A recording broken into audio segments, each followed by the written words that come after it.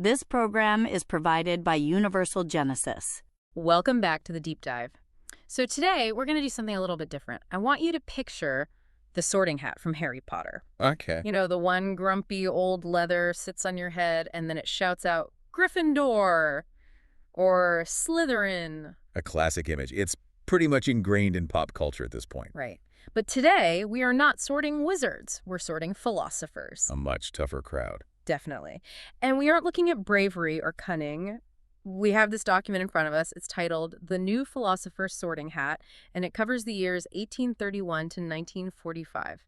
And the criteria for this sorting is a single, incredibly heavy question. It really is. It is the kind of question that, keeps you up at 3 a.m. staring at the ceiling. So what is it?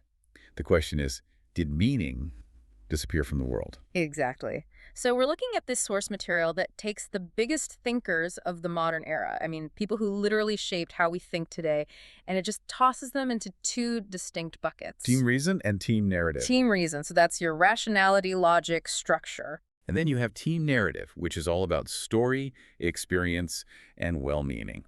And before you think, oh, great, a dusty old history lesson, we need to be clear about the stakes here. This isn't just academic.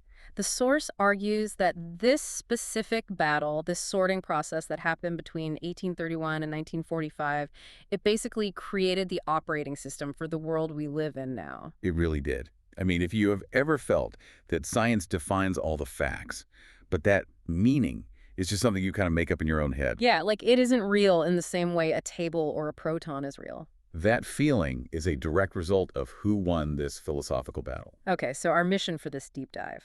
We're going to walk through 7 major figures or groups. We'll see which team the sorting hat puts them in, and we're going to try to uncover how philosophy eventually just stopped claiming that the world itself has any intrinsic meaning. It's a bit of a heist story, really. A heist story. Yeah, the heist of meaning from the universe. I love that.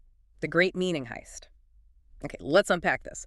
We have to start with the first big shift. We're looking at a guy named Gottlob Frege. Frege, spelled F-R-E-G-E, lived from 1848 to 1925. And the source identifies him as, like, the ground zero for team reason. Now, when I think of philosophy, I'm thinking of guys in togas talking about the good life. But Frege seems different. What's his deal? Frege is pivotal. Before him, you had this general sense that meaning was tied to the nature of the world or maybe to psychology, what's happening in our minds. Okay. But Frege comes along and says, no. He claims that meaning and thought can be translated into logical form. Logical form. Okay, help me visualize that. What does that mean? Well, imagine you're looking at a messy room. A poet might see memories, chaos, maybe sadness, but an architect just sees dimensions, geometry. Frege believed philosophy's job wasn't to tell a story about the room, but to remove all that ambiguity. He wanted to reveal the underlying logical structures of our sentences. So instead of asking, what is the spirit of the mountain, he's asking, is the sentence, the mountain is high, logically valid? Precisely. And that is why the source places him firmly, without a doubt, in team reason. But here's where it gets really interesting, where that heist really begins. Okay.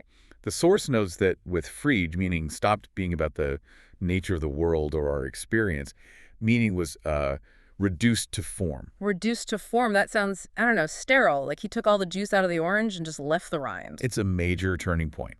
The source uses this fantastic image. The world became an object to be caught in a net of logic. A net of logic. Yeah.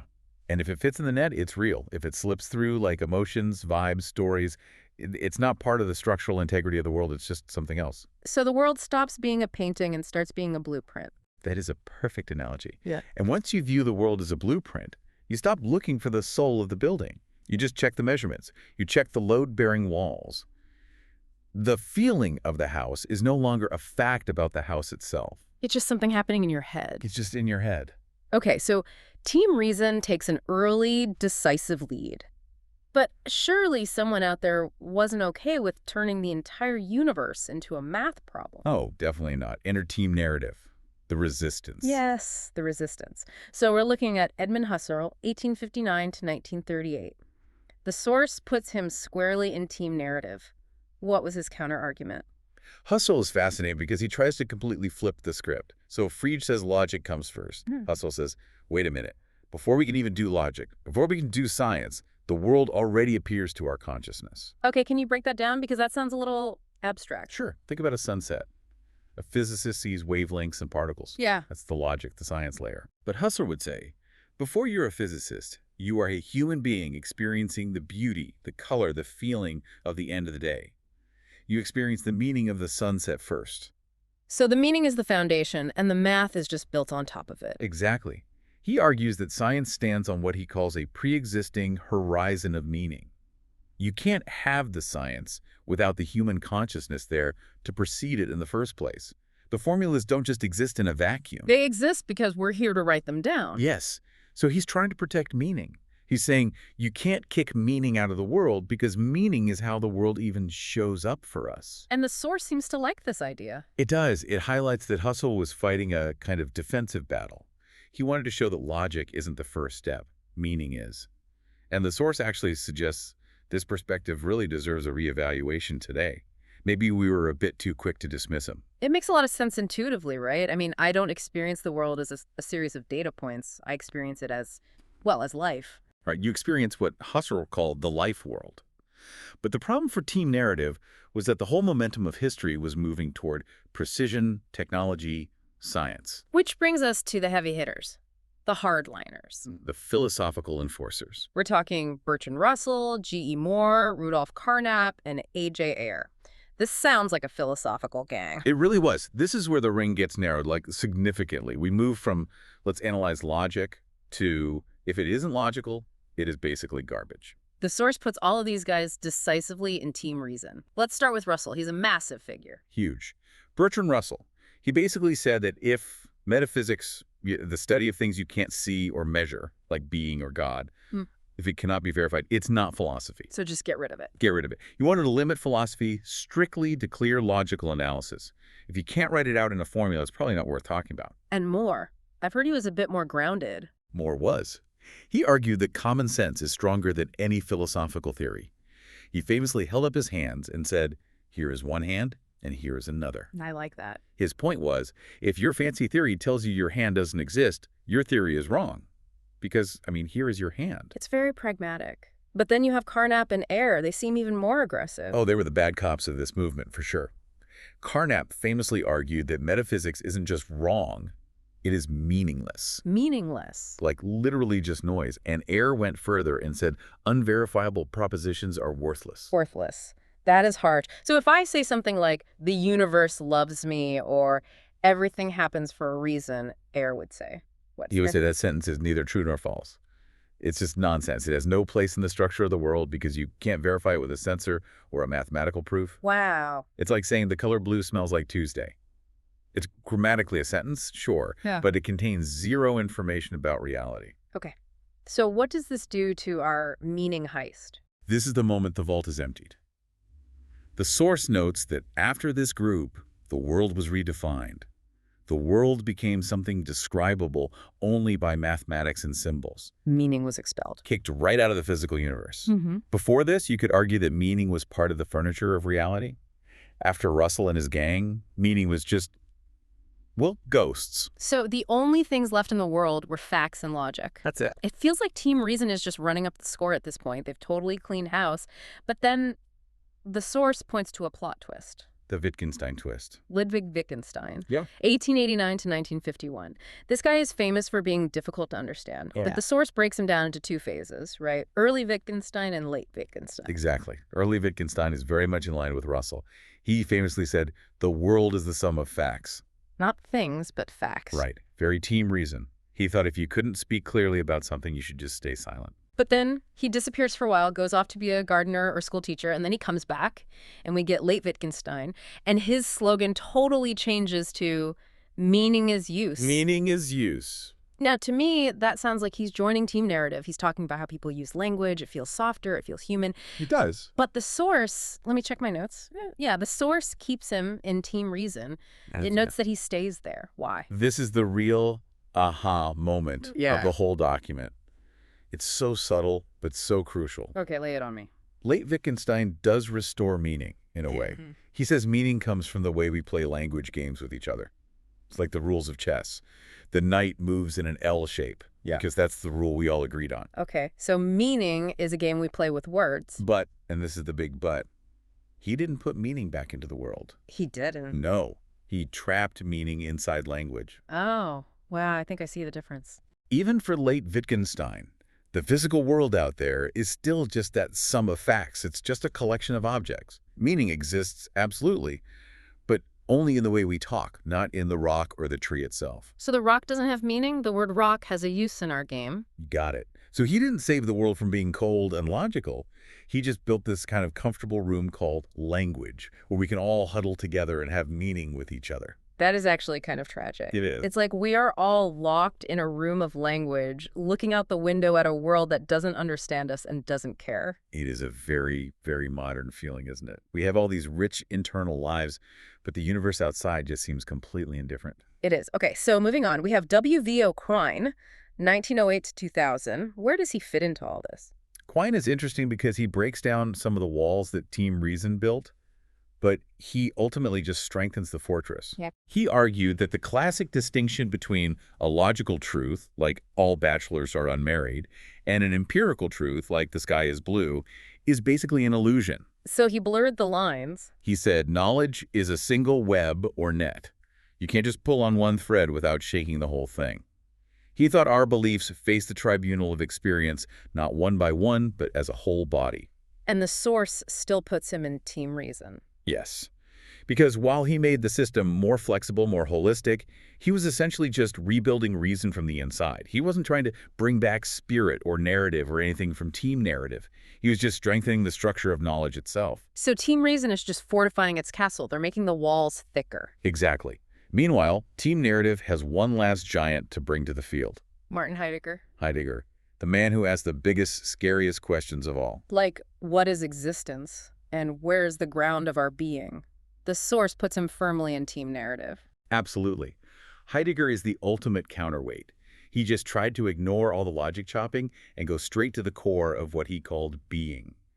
He thought we had forgotten what it even means simply to be. But the source points out a complication here, a kind of evolution in his thought. It does. It notes that early in his career, he connected this idea of existence to ethnic history. He had this idea that a specific people's history was the ground of their meaning. And if you look at the dates, we're talking the 30s and 40s in Germany. That focus on ethnic history aligns with some very dark times in Europe. It does. And the source notes that post-war, making philosophical claims based on ethnic history became difficult and, frankly, impossible to sustain intellectually. And what did you do? So Heidegger expanded his philosophy. He stopped talking so much about a specific people's history and started talking about being itself, with a capital B. Capital B, being. Right. He expanded the narrative to be about the cosmos, about existence in the abstract. He moved from the specific destiny of a nation to the destiny of existence itself. Did it work? Did he save meaning from the clutches of Team Reason? Well, the source offers a critique here. It says that while he kept the narrative alive by expanding it to something as vast as being itself, the actual contours of philosophy became blurred. Blurred how? If you make the concept too big, too abstract, it kind of loses its edge. It becomes hard to grab onto. It gets almost mystical. So while he provided a home for team narrative, he didn't really manage to overthrow the precise structural dominance of Team Reason. So we arrive at 1945. The war is over. The sorting hat is putting itself away. What's the final verdict? Who won? The source provides a synthesis. It says this entire era was defined by two coexisting currents. Flow number one, trying to remove meaning from the world. That's Team Reason. And flow number two, trying to restore that lost meaning. Team narrative. So who won the war? I think you already know the answer. I have a sinking feeling I do. Yeah. The source's general summary delivers a pretty hard truth. It says that despite all the resistance from team narrative, from Husserl to Heidegger, the battle for the definition of the world itself was won. And it was won by Team Reason. By math, logic, and science. They took the gold. Analytical philosophy successfully expelled meaning from the structure of the world. Okay, so let's look at the result. The source lists 3 major outcomes. First, meaning survives, but only in daily language. Right. It's something we speak, not something that is... It's a tool we use to communicate with each other, not a fundamental property of the universe. Second, the world is now defined as a collection of facts. If you can't measure it, it's not technically part of the world. It might be important to you, but it's not real in the objective scientific sense. And third, and this feels like the biggest one, Philosophy lost the ability to claim that meaning is intrinsic to the world. That is the big one. We can no longer look up at the stars and say, those stars mean something, in a philosophical sense. We can only say, those stars are balls of hydrogen and helium, and I feel something when I look at them. The meaning is entirely on our side of the glass. Entirely. Wow. That is such a profound shift. We went from living in a meaningful universe to living in a factual universe where we are forced to generate all the meaning ourselves. It changes everything. It changes how we view religion, art, politics, even our own relationships. We have to act as the generators of meaning because we've accepted that the world itself won't provide it for us. It sounds exhausting, honestly. Being the sole generator of meaning, it puts all the pressure on us. It is the burden of modernity. We are forced to be the authors of our own significance because the universe has, philosophically speaking, gone silent on the matter. So as we wrap up this deep dive into the new Philosopher's Sorting Hat, it's just wild to think about that journey from 1831 to 1945. We literally watched meaning migrate. It really did. It moved from being a property of the universe like gravity or electromagnetism to being a property of our sentences. And that explains so much about the modern condition. If you ever feel like the physical world is cold or indifferent, that isn't just a mood you're in.